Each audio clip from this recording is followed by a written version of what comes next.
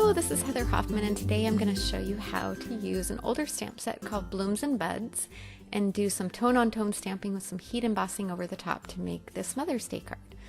So we're going to start off with the Blooms and Buds stamp set and several colors of solid cardstock.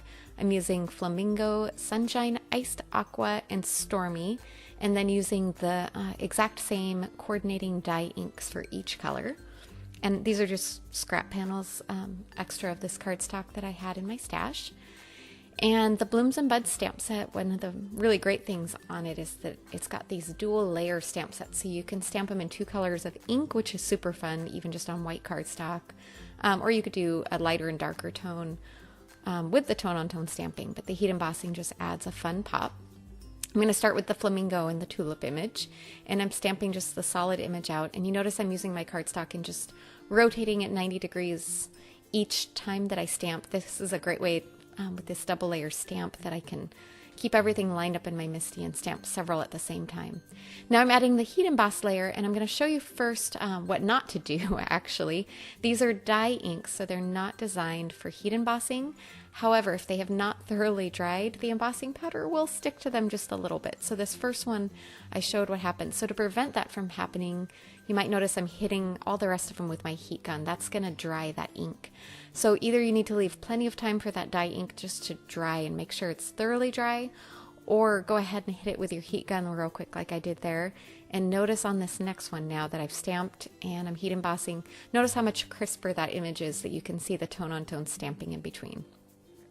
Now I'm skipping ahead. I've already done all my other flowers, and I'm just finishing up on the leaves here that I'm doing on the Stormy cardstock with the Stormy dye ink. Same exact technique of rotating my cardstock, and you can see how that's a different size of cardstock, but this still works perfectly. Again, hitting the images with my heat gun real quick just to dry them nice and thoroughly so that when I do my embossing over the top, it's gonna make a nice clear image, and it's not gonna be the embossing powder is not going to stick to anywhere but that second layer where I've stamped. I really love the detail on these leaves too. And again, the white with the darker, the tone-on-tone stamping, it gives a darker image on the same color cardstock, but it's kind of simple and neutral. All right, now I've die cut all of those little pieces out. I went ahead and skipped ahead because that's tedious and slow and you don't want to watch all of that. I've die cut out a stitched hex tag from Premier Polar white cardstock, and I have my white card base there. I've also die cut the mom from the word duo Mom and Dad, and I die cut that from the flamingo cardstock so it would coordinate with some of my flowers. And I stamped a sentiment underneath there with my MISTI from Word Up, and I went ahead and used that Stormy dye ink to keep everything color coordinated and kind of working together. And I notice this tag has a hole at the top, but I'm covering that up with my flowers, so I'm not going to worry about adding anything in there on this card.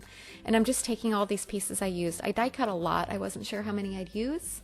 And I'm just kind of playing with an arrangement and moving them here, moving them there until I'm kind of happy with how they're laid out and how they're working.